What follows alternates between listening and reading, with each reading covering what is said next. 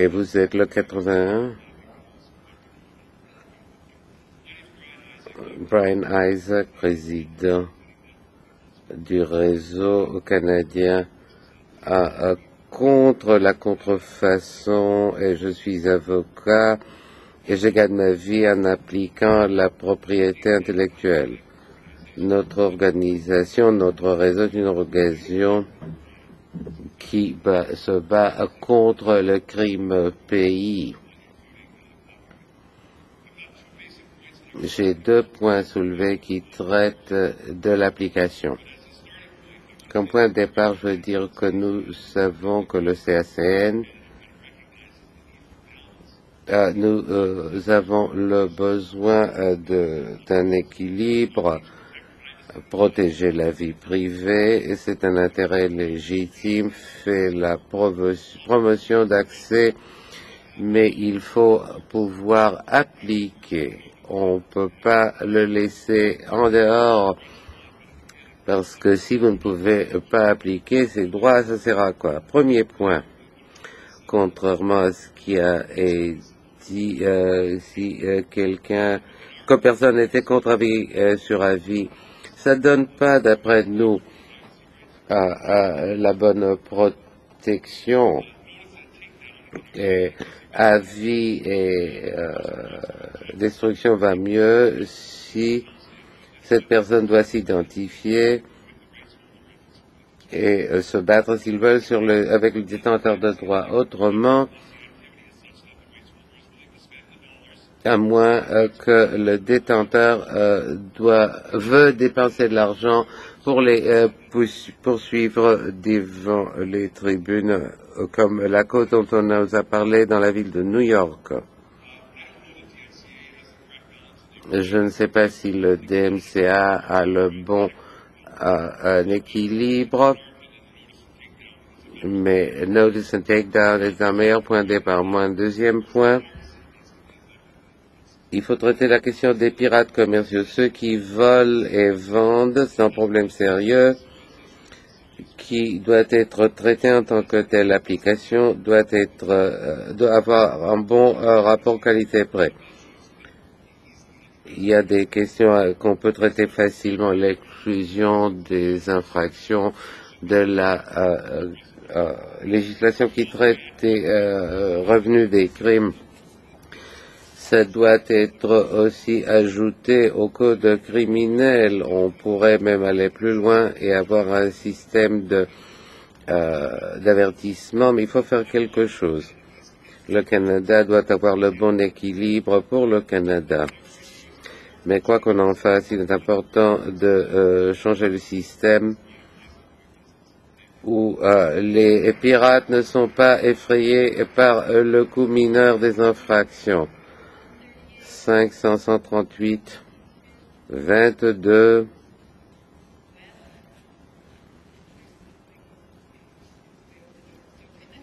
Non, quelqu'un est en train de sortir. Andrew de Montréal. Le droit donne 10 millions de dollars à des auteurs canadiens. Et c'est divisé selon le nombre de livres prêtés. C'est un bon principe.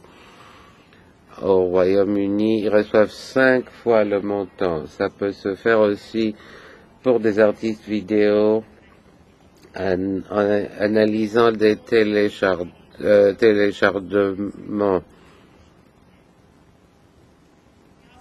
Nous avons aussi un commentaire d'Omar de Toronto. Si l'administration Clinton adoptait une législation,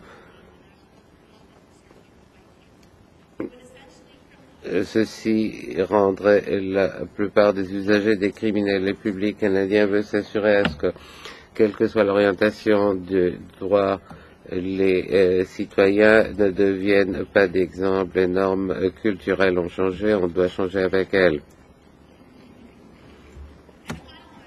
Et un dernier, quelqu'un de Richmond Hill, à présent la durée de temps nécessaire pour obtenir une permission pour de la musique ou un film ne nous permet pas de les utiliser en salles de classe, nous voudrions les utiliser de façon légale en salle de classe.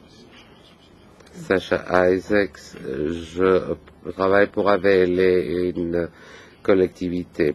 Je travaille le jour et le soir. Le jour, je suis avocat dans l'industrie qui représente les détenteurs de droits. Et en tant que quelqu'un qui connaît les régimes internationaux, je demande au gouvernement de placer le droit au Canada à la hauteur des principes internationaux. Le soir, je suis un disc jockey comme beaucoup d'autres. On a besoin de matériel numérique. Donc, je suis un usager. Le soir, en tant qu'usager, je veux avoir le choix. Sauf qu'au Canada, il n'y a pas beaucoup de choix pour ce segment. Il y a quelques services spécialisés disponibles. Comparez ceci aux États-Unis ou l'Europe, où ces compagnies font carrière.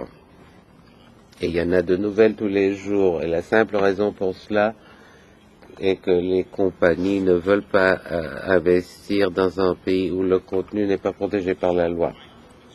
Mon espoir en tant qu'usager détenteur est que le gouvernement se rendra compte du fait que ces lois découragent de nouvelles entreprises qui ne veulent pas s'installer au Canada, et une réforme encouragerait ces entreprises et nous en avons besoin maintenant. Merci.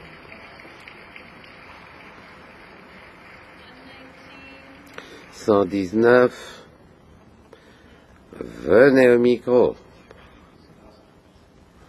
Don Hogarth de Toronto. Je suis expert conseiller en communication avec plusieurs clients dans l'industrie des loisirs. J'ai vu l'impact négatif de téléchargement illégal sur mes clients.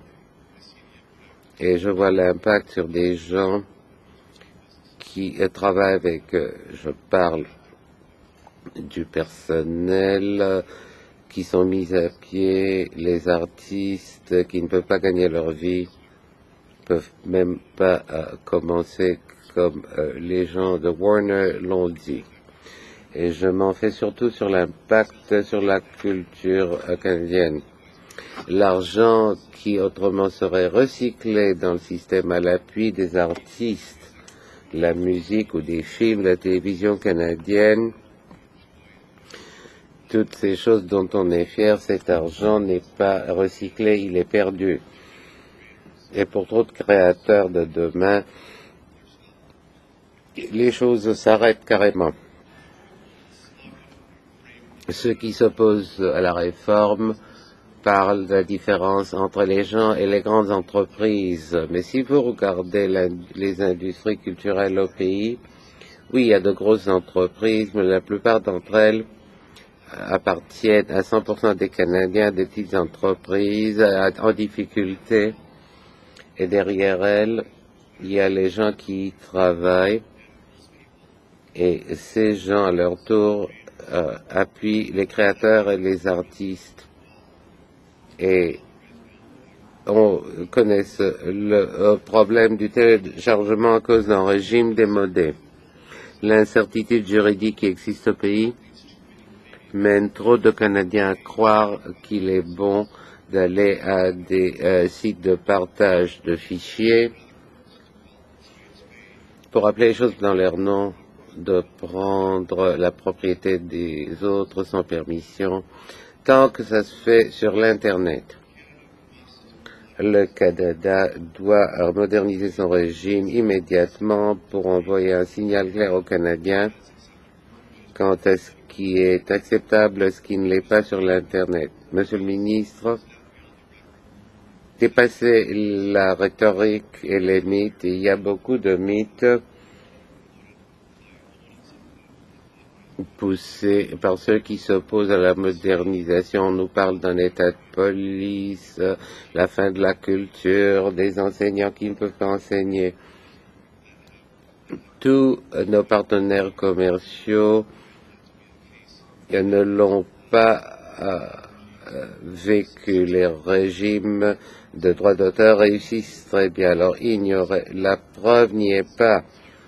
Alors, je vous demande d'ignorer les mythes. Les principes du gouvernement en présentant le projet de loi C-61 ont capté le cœur même de ce dont on a besoin. Faisons de ces principes un projet de loi dans le cadre des traités de l'OMPI, comme ils ont réussi ailleurs dans le monde, et je vous remercie.